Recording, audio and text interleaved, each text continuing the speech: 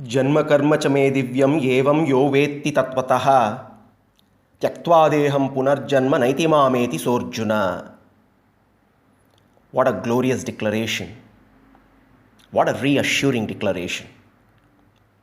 He who truly knows the secret of my divine incarnations and my sportive acts, my Leela, does not happen to be born again after relinquishing his body, and he attains me, declares Sri Krishna in the 4th chapter of the Gita, Jnana Karma Sannyasa Yoga.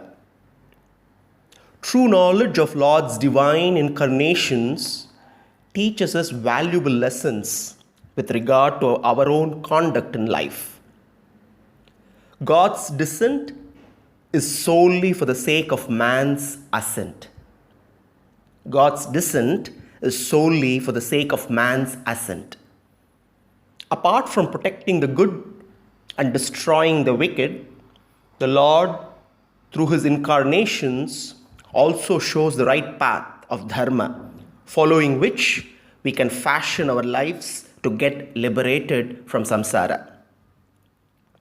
When we get purified by the fire of knowledge, avatara rahasya jnana, knowledge regarding the secret of Lord's avatars. When we are wholly absorbed in the Lord and we take refuge in him, we attain him. That is, we attain the supreme state. The Chandogya Upanishad declares, Ya Atma apahatapapma vijaraha vimrutyuhu vishokaha vijigitsaha apipasaha satyakamaha satyasankalpaha. We reach a state where one is not tainted by sin, where there is no old age, no death, no sorrow, no hunger, no thirst, where all desires are true, all thoughts are true. We reach our home, we reach our natural state, a state of blissful servitude to Bhagavan. Lord Krishna prescribes jnana tapas in order for us to overcome all the hurdles in our spiritual journey. Jnana tapas is to engage earnestly in the study of all scriptures that capture the glories of the Lord's various incarnations. Constant contemplation on his avatars and his Leela purifies our mind, strengthens it, and prepares us for the practice of Karma Yoga. Just like how when the fire principle is added to ice, the ice melts and eventually evaporates, when God principle is added to our daily lives, all problems evaporate. God's perpetual divine incarnations to establish dharma and sustain his creation also demonstrate Karma Yoga in action. God's actions are not binding. They are completely selfless. It is important to know that while Lord Krishna is the author of all creation, he is not responsible for the inequalities in creation. In Brahma Sutras, also called Vedanta Sutras, sage Badharayana declares, Vaishamya Naigrinyena Sapekshatvat.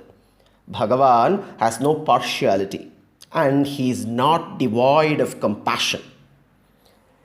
When we plant a seed in the ground, it sprouts and grows into a tree. The seed sprouted because of the earth, water, and sunlight. The seed cannot spring into life without these. But a mango tree will grow from a mango seed. A jackfruit tree will not. When different types of seeds are sown, different trees grow. Earth or water is not the agent of these differences. Similarly, Bhagavan is the agent of creation, but it is our individual karmas, our own karmic baggages that are the seeds responsible for the differences in the created world. Therefore, constant contemplation on the nature of God's work, his Leela, how he acts constantly without any selfish motive, without attachment to the action performed, and without any attachment to the results, prepares one for the journey of Karma Yoga. Prasangat swasvabhavoktihi karmano karmatasya cha vedhagnanasya mahatmyam chatuttadhyaya uchyate. This is the shloka from Swami Alavandar's Gitartha Sangraha that summarizes chapter 4. In chapter 4 of the Gita, incidentally in the course of his exposition on Karma Yoga and its significance, Sri Krishna reveals his Avatara Rahasya, secret of his incarnation and his divine nature.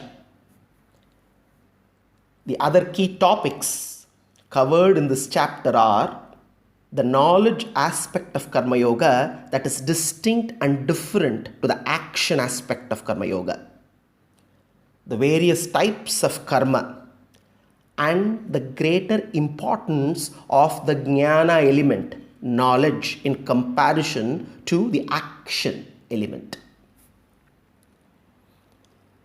In this chapter, Sri Krishna explains how, while a man is engaged in action, he must bear within himself a clear understanding of his real nature, the nature of the soul. If that awareness of his real nature is kept up in and through action, the action becomes a form of knowledge itself. If that awareness becomes an integral factor in action, then that knowledge is nothing but an aspect of action itself.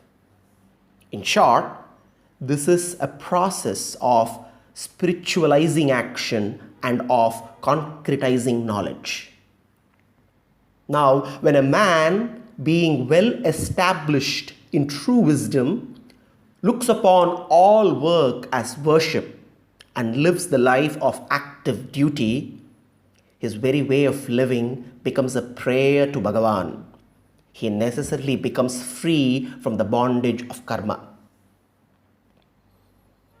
A disciple approached his master in a monastery and asked him, "Master, what were you doing before enlightenment?" The master, matter of fact, answered, "Every day I was felling trees, chopping wood, and fetching water from the well." The curious disciple then inquired, "Master, what do you do after enlightenment?"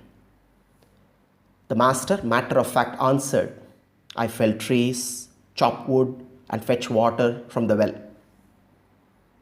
Looking at the confused demeanor of the disciple, the master remarked, "Enlightenment is not about doing different actions. Enlightenment is not about doing different actions. It is about doing the same actions differently. It is about the quantum shift in the quality of the actions and the attitude behind the actions. For any work done, for any duty performed, for any activity, there are two components: the physical part, the karma, and the knowledge part, jnana, that shapes the attitude. In the action bearing two aspects of jnana and karma, that is the inner knowledge responsible for the attitude and the outer work, the inner aspect of jnana is superior. It is the right attitude behind every action that determines one's spiritual altitude. Sarvam Sri Krishnarpanamastu.